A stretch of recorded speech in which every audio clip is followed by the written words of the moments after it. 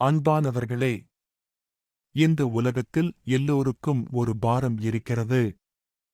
சிலருக்கு அது பணப்பாரம், சிலருக்கு அது உறவுப் பாரம், சிலருக்கு அது உடல்நலப் பாரம், சிலருக்கு அது மன அழுத்தம். இப்படி பலவித பாரங்கள் உண்டு. வெளியில் நம்மை பார்த்தால் எல்லாம் சரியாக இருப்பது போல தெரியும். ஆனால் உள்ளே மட்டும் சுமை, சுமை, சுமை. சங்கீதம் 55:22 நாம் பார்க்கின்றோம், கர்த்தர் மேல் உன் பாரத்தை வைத்துவிடு, அவர் உன்னை ஆதரிப்பார், நீதிமானை ஒருபோதும் தள்ளாட ஒட்டார். இந்த வசனத்தில் ஒரு வார்த்தையை பார்க்க முடியும், வைத்துவிடு. அது மிகவும் சக்தி வாய்ந்த வார்த்தை. வைத்துவிடு என்பது பிடித்துக்கொண்டு இருக்க வேண்டாம் என்று நாம் புரிந்து கொள்ளலாம். நாம் பல நேரங்களில் பாரத்தை விடாமல் பிடித்துக் கொள்கிறோம். ஆனால் நினைத்துப் பாருங்கள், ஒரு பயணி பெரிய சூட்கேஸை தூக்கிக் கொண்டு ரயிலில் ஏறுகிறான். அவன் இருக்கையில் உட்கார்ந்த பின்பும் அதை தலையில் வைத்துக் கொண்டு இருந்தால் அவன் கஷ்டப்படுவான். ரயில் அவனை ஏற்கனவே தாங்கிக் கொண்டு செல்கிறது.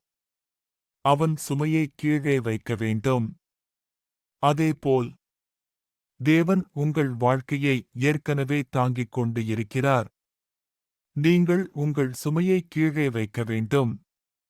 அவர் உன்னை ஆதரிப்பார். இந்த உலகம் சில நேரங்களில் ஆதரிக்கும், சில நேரங்களில் விட்டுவிடும். மனிதர்கள் இன்று உங்களுடன் இருப்பார்கள், நாளை மாறிவிடலாம். ஆனால் இந்த வசனம் உறுதியாக சொல்கிறது, அவர் ஆதரிப்பார்.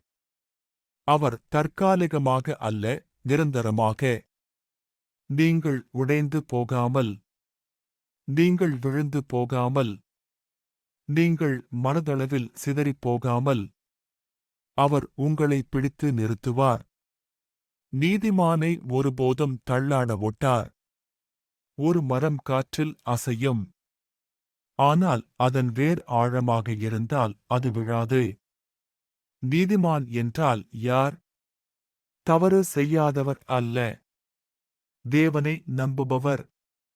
நீங்கள் தேவனை பிடித்துக் கொண்டால் நாம் தள்ளாடினாலும் விழாது இருப்போம். பேதுரு கடலில் நடக்கும்போது அவன் பயந்தான். அவன் மூழ்க ஆரம்பித்தான். ஆனால் இயேசு அவனை பிடித்தார். மூழ்க ஆரம்பித்தவன் மூழ்கவிடப்படவில்லை. இன்று உங்களிடம் ஒரு கேள்வி. நீங்கள் இன்னும் உங்கள் பாரத்தை சுமக்கின்றீர்களா? அல்லது அதை தேவனிடம் கொடுக்க தயாராக இருக்கின்றீர்களா?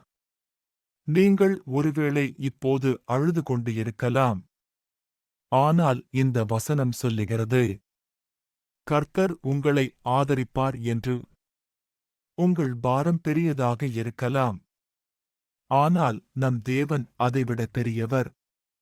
உங்கள் பிரச்சனை ஆழமாக இருக்கலாம், ஆனால் அவருடைய கரங்கள் அதைவிட ஆழமானவை. இன்று ஒரு முடிவை எடுங்கள். கர்த்தாவே, என் பாரத்தை உம்மிடத்தில் கொடுக்கிறேன் என்று. அப்போது உங்கள் சுமை குறையும், இதயம் லேசாகும், அமைதி பிறக்கும். ஜெபம். கர்த்தாவே, எங்கள் கவலைகளை, எங்கள் பாரங்களை உம்மிடத்தில் ஒப்படைக்கின்றோம். எங்களை ஆதரிக்கும் உமது கரங்கள் எங்களுடன் எப்பொழுதும் இருப்பதாக. நாங்கள் தள்ளாடாமல் உம்மில் நிலைத்திருக்க கிருபை தாரும். ஆமேன்.